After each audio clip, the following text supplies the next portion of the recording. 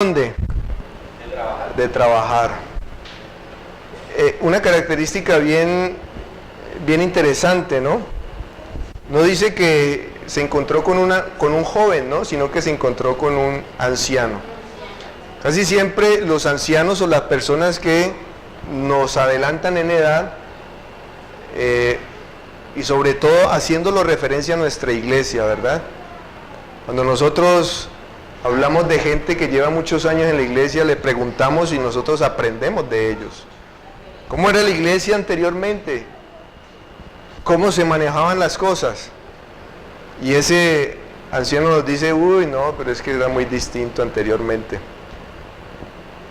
Un viejo que era hospedador, que había vivido la experiencia del pueblo de Israel y se acordaba del poder de Dios y quería hospedar, ayudar a este forastero, y además era una persona que venía de trabajar, ¿verdad? Ya era de noche y venía de trabajar. Interesante de que hoy en día los jóvenes llegan a una cierta hora y ¡pum!, para la casa, ¿no? La persona anciana es más responsable en los asuntos, y este forastero recibe consejo de él. Este forastero, que es el levita, recibió consejo de él y fue a su casa y lo hospedó. Pero de igual manera también, ¿qué pasó con el anciano? También comió y bebió con el levita.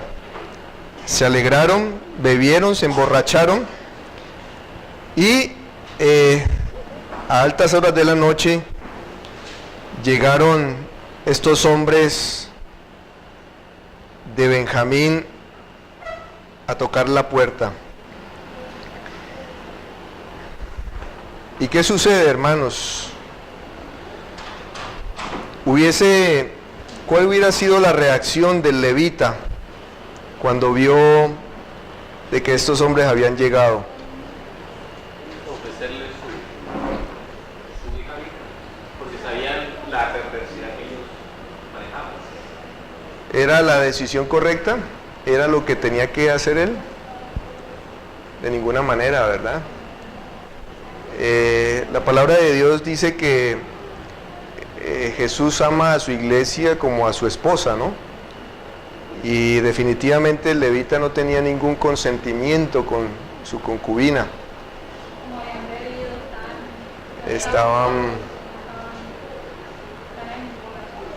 Se emborrachó, no se dio por enterado, porque toda la noche la pasó durmiendo, ¿verdad? Mientras su mujer era tomado por estos hombres impíos.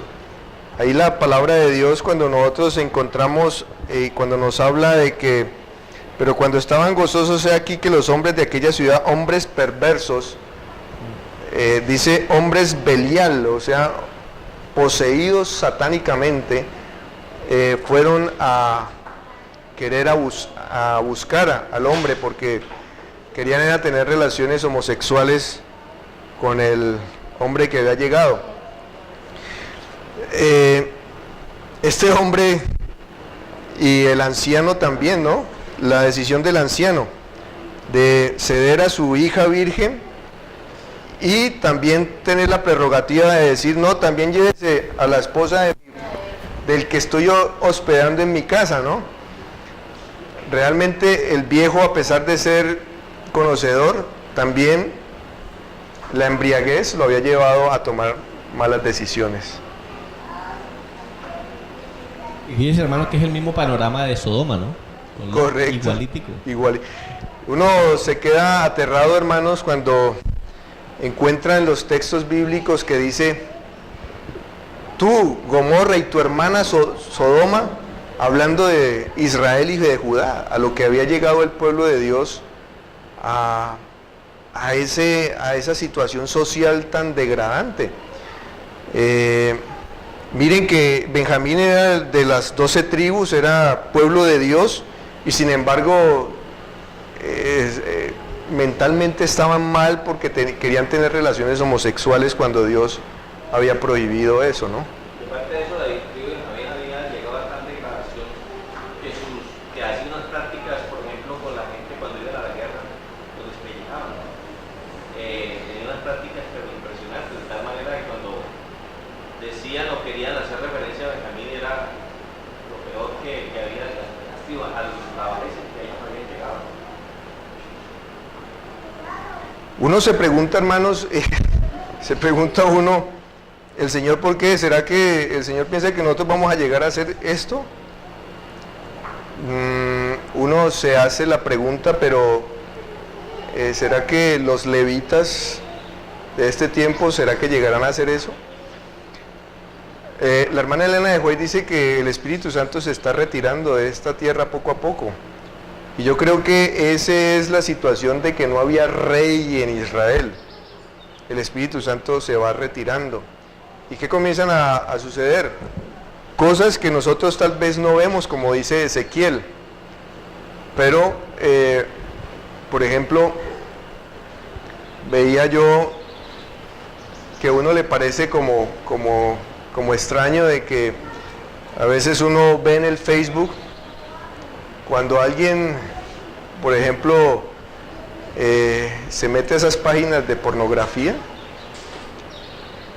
para poder meterse, como le piden, usted quiere compartir esa página, y entonces, si usted se mete, aparecen todos los que usted tiene en el Facebook. Y interesante que esta semana veía uno eso, como es pastores metiéndose en esas páginas. Y uno dice, bueno, ¿será que en este tiempo los levitas qué están haciendo? Se pregunta eso, ¿no?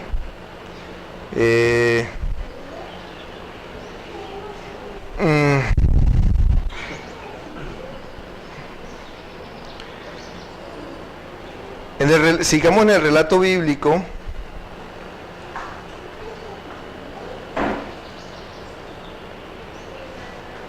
¿Qué sucedió con el levita entonces, hermanos, cuando sacó a su concubina para que tuvieran relaciones con ella?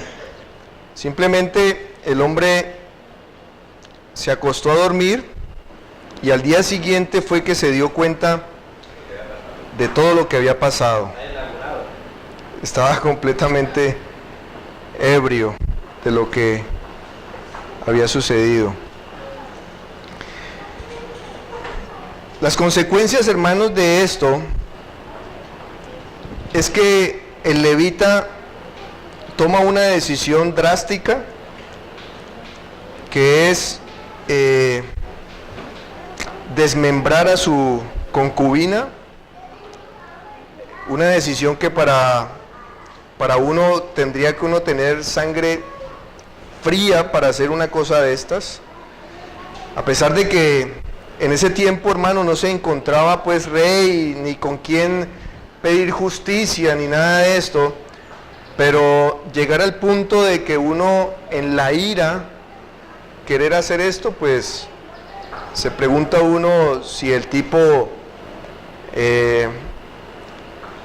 tenía esperanzas de que Dios escuchara sus oraciones. De ninguna manera. Quería resolver los asuntos por su propia mano. En el capítulo 20,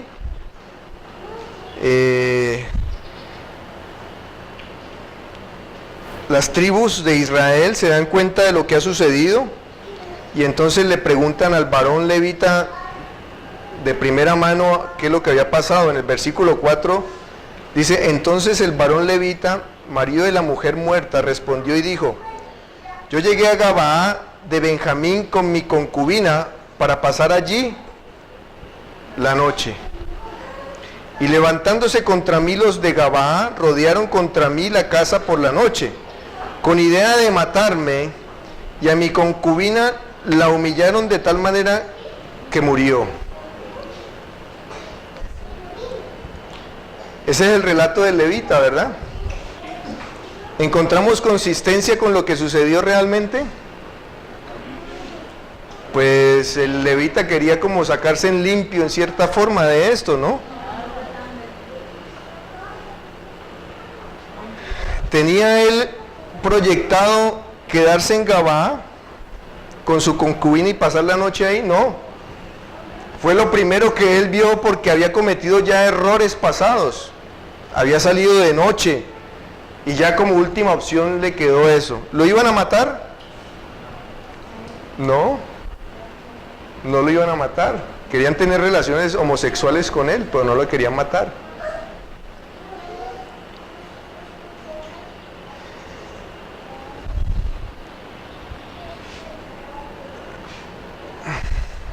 Entonces, tomando yo mi concubina, la corté en pedazos y la envié por todo el territorio de la posesión de Israel, por cuanto han hecho maldad y crimen en Israel.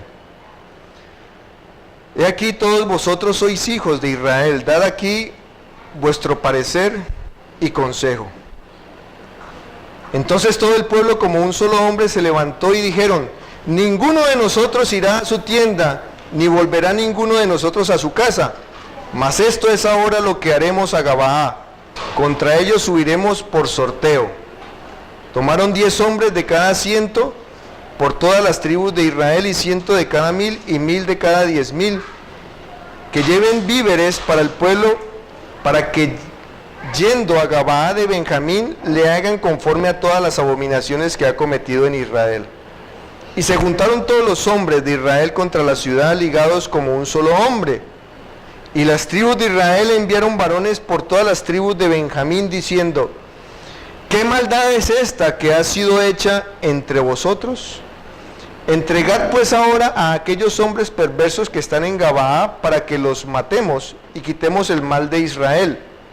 Mas los de Benjamín no quisieron oír la voz de sus hermanos, los hijos de Israel, sino que los de Benjamín se juntaron en las ciudades de Gabaa para salir a pelear contra los hijos de Israel.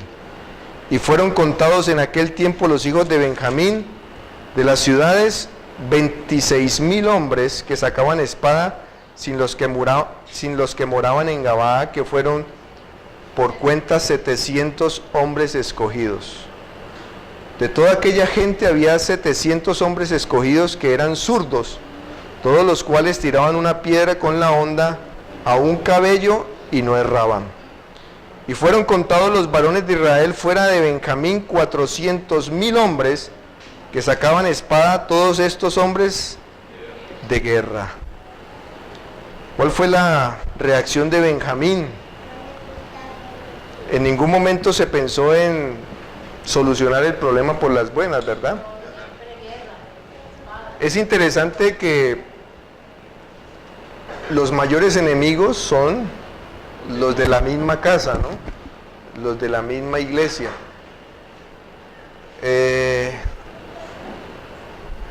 Leía yo un comentario en el comentario bíblico, precisamente acerca de esto. Es que cuando hay más consagración, estos hombres o mujeres que están consagradas y que viven en un medio donde existe la impiedad dentro de un mismo sitio, dentro de la misma iglesia, pues obviamente las personas impías van a tener más agresividad contra los que están queriendo andar el buen camino, porque ven la diferencia, ¿verdad? Y entonces se sienten con deseos de acabarlos porque no han llegado a esa estatura que ellos deberían de haber llegado. Entonces quieren acabar con ellos. La decisión de Benjamín fue la de pelear también, de acabar con los de Israel. Y el pueblo de Israel, dice aquí el relato bíblico, Luego, en el versículo 18, luego se levantaron los hijos de Israel y subieron a la casa de Dios. ¿Y qué? Y consultaron a Dios diciendo, ¿quién subirá de nosotros el primero en la guerra contra los hijos de Benjamín? Y Jehová respondió, Judá será el primero.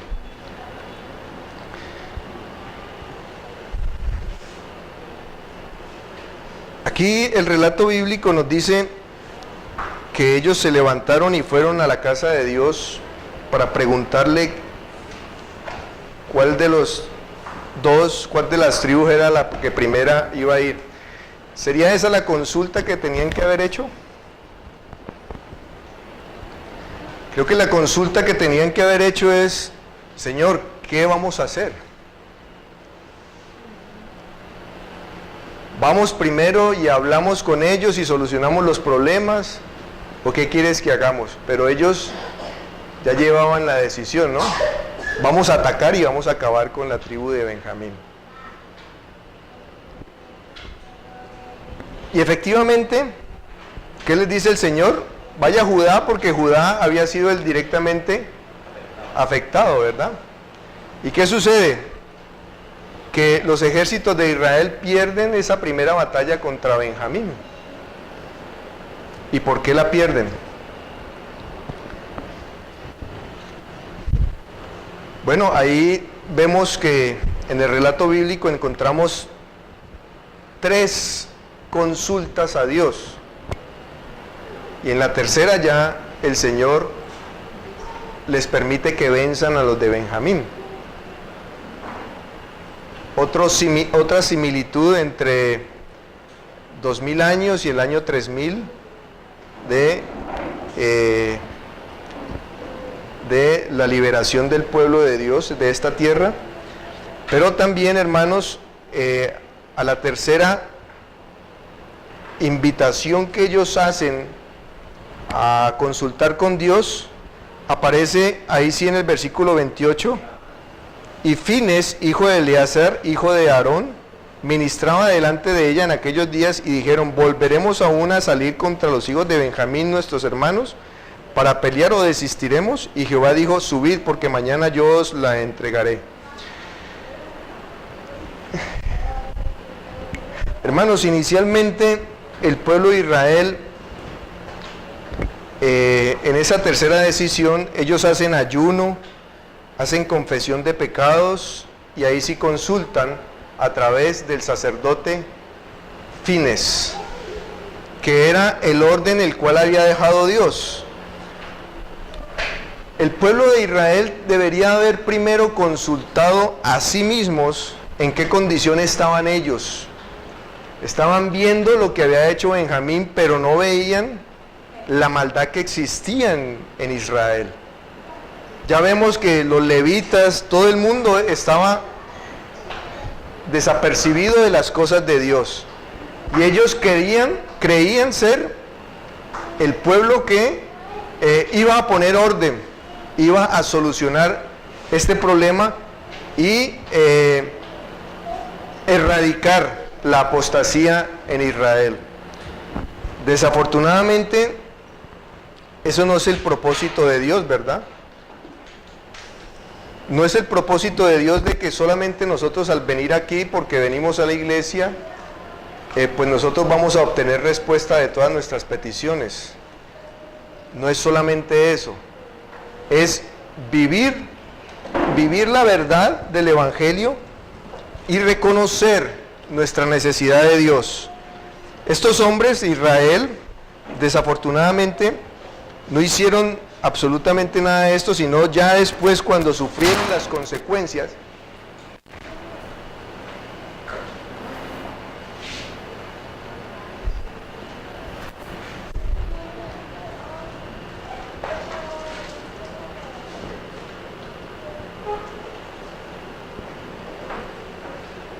¿no se quebró o qué?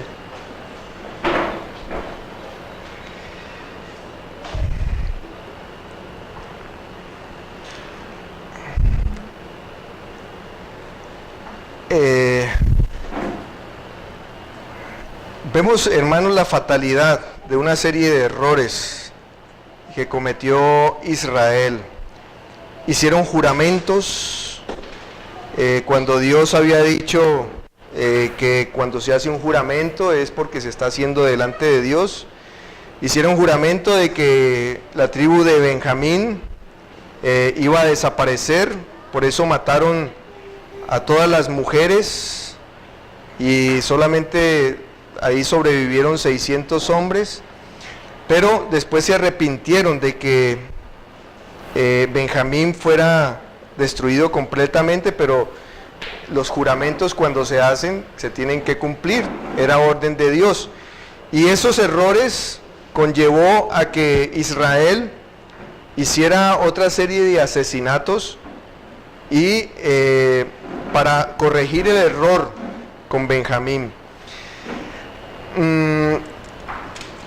¿De qué manera, hermanos, este relato bíblico nos muestra en cierta forma enseñanza